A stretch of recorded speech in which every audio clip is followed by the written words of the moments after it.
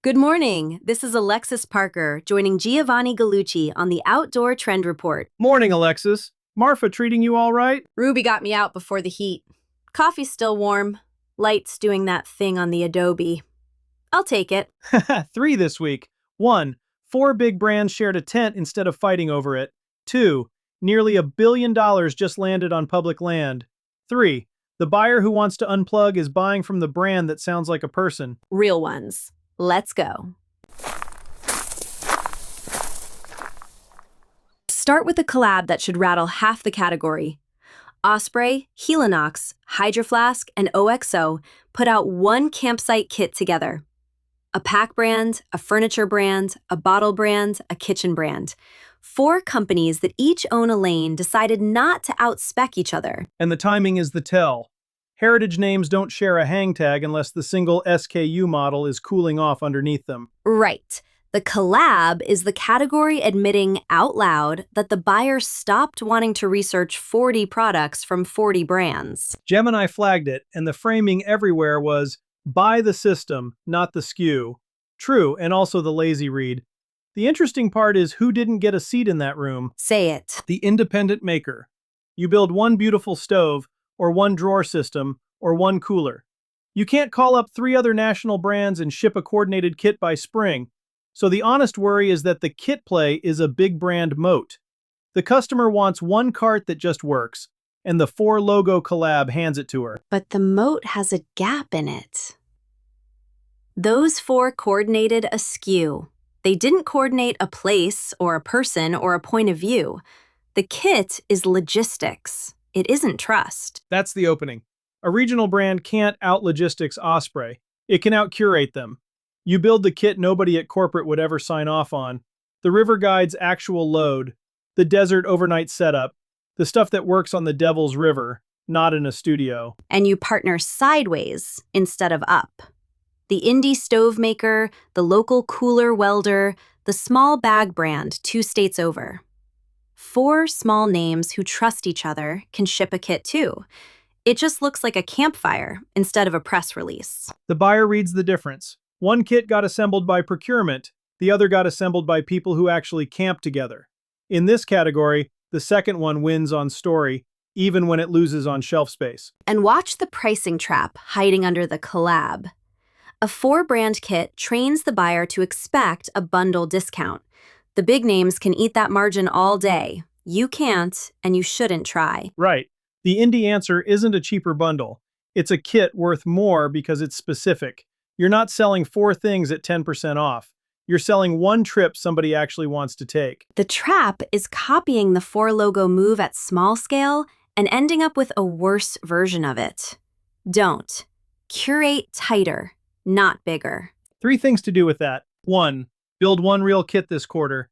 Your single product plus 3 you don't make. Photograph the whole setup, name every piece, credit the makers even when they aren't you. 2. Call 2 adjacent indie brands you'd actually camp with and propose a co-shipped bundle.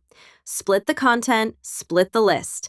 Keep it to 4 names so it stays legible. 3. Put a real person's name on the curation. Here's the kit our guide runs beats the Essentials collection every single time. Second one is the kind of number that should change a planning meeting.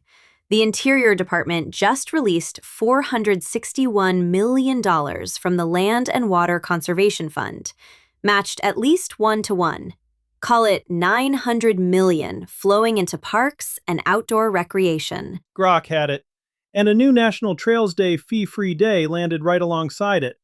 So the read everybody reaches for is feel good. More trails, more access.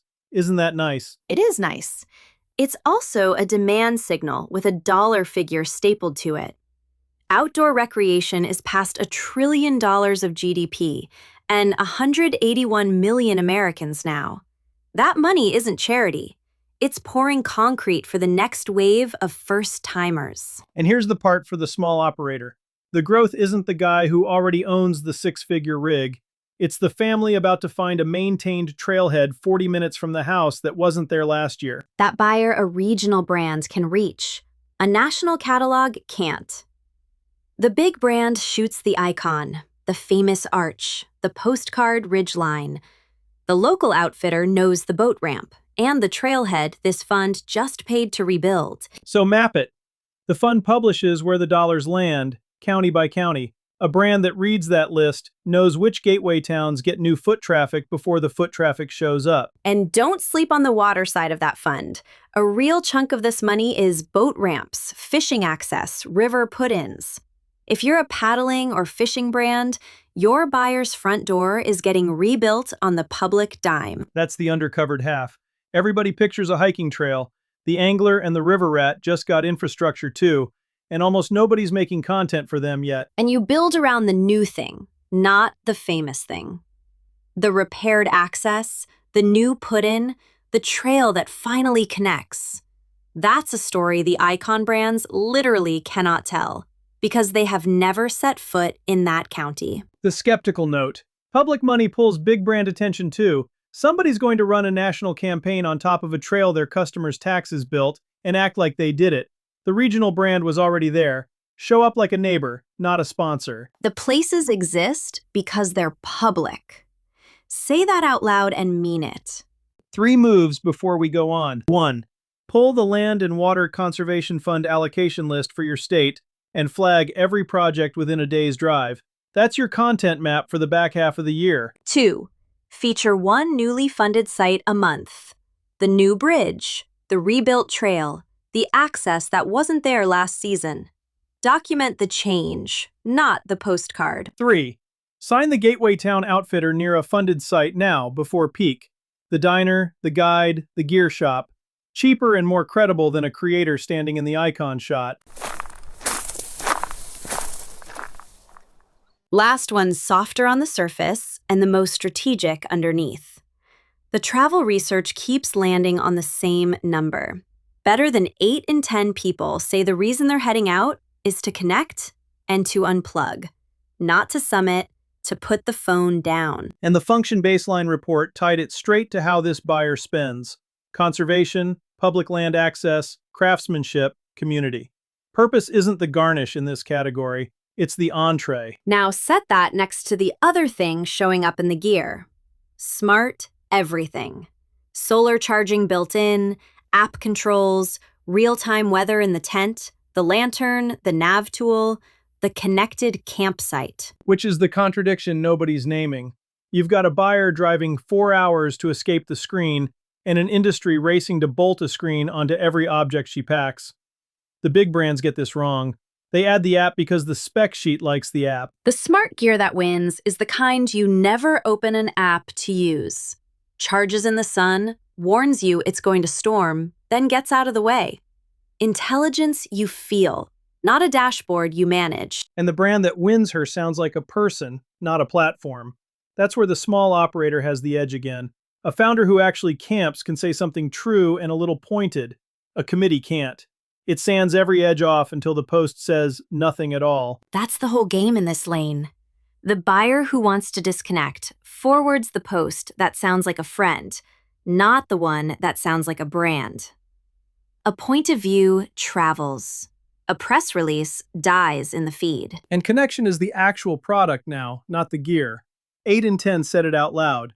They're buying their way into belonging somewhere, and the gear is just the ticket stub. So the brand that hosts the trip, the cleanup, the camp out, the local meetup, beats the brand that only sells the cooler. Community isn't marketing in this lane. It's the thing they're paying for. So you put a real human in front of it, you take an actual position on the place and the craft, and you let the tech disappear into the trip instead of bragging about it. Quietest gear, loudest voice. That's the combination. Here's what to do with that. 1. Audit your product copy for every screen and app brag. If the smart feature needs a manual, lead with the outcome instead. Storm warning, not Bluetooth pairing. 2. Put a named founder or guide on camera taking one real position this month. Conservation, access, how you actually build the thing. No committee pass. 3. Lead with the place, not the product. Name the trail, the river, the town. The unplugged buyer follows people who clearly love somewhere real.